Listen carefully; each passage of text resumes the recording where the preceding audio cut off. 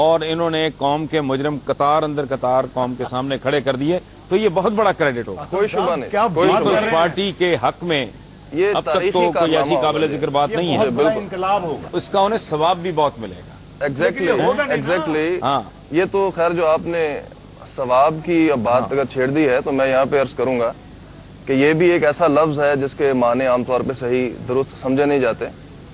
ثواب کی اصل حقیقت یہ ہے کہ انسان اپنے کسی عمل میں جو اپنی صلاحیت، توانائی اور وقت وغیرہ خرچ کرتا ہے، صرف کرتا ہے، تو وہ کسی زیادہ مطلوب بہتر شکل میں، محسوس شکل میں اس کی طرف واپس پلٹ آئے. یہ ہے رسپونڈ کرتی ہے. مطلب آپ ایکسرسائز کر رہے ہیں، آپ کا مسل ڈیولپ ہو رہا ہے، میں آپ پڑھائی کر رہے ہیں، آپ کے گریڈز میں اضافہ ہو رہا ہے. ایگزیکٹلی. میں ایک پس منظر بیان کرتا ہوں نا، دیکھیے کتنا ایک آپ کو یہ اس سے آپ فوراً سمجھ لیں گے کہ جو ایک عرب کے ذہن میں ثواب کا مفہوم تھا تو وہ کیا تھا. عربی میں الثوب، ثوب کہتے ہیں کپڑے کو، ثوب کپڑا. اب یہ کپڑا ثوب ثواب کی علامت کیسے بن گیا؟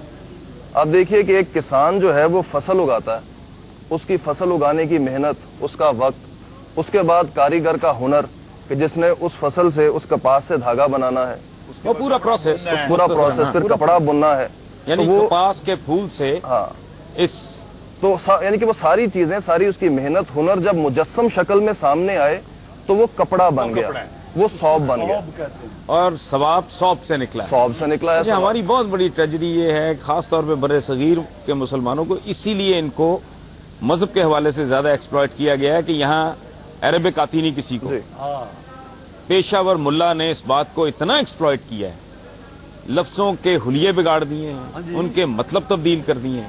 ابھی میں نے ثواب پہ جو بات کی نا، دیکھیے یہی ثواب حسن ثواب کیسے بن جاتا کہ وہی وقت ہے، وہی توانائی ہے، لیکن اس کے ساتھ جو ہنر ہے، جو سکل ہے، وہ بہتر آ گئی تو آپ نے اس کا جو ریٹرن ہے وہ زیادہ حاصل کر لیا، زیادہ بہتر. ایک زمانے میں کھڈی پہ کپڑے بنے جاتے تھے، اب اگر ٹیکسٹائل مل لگ گئی ہے تو وہ ڈھیروں کے حساب سے کپڑا نکالے چلے جا رہی ہے.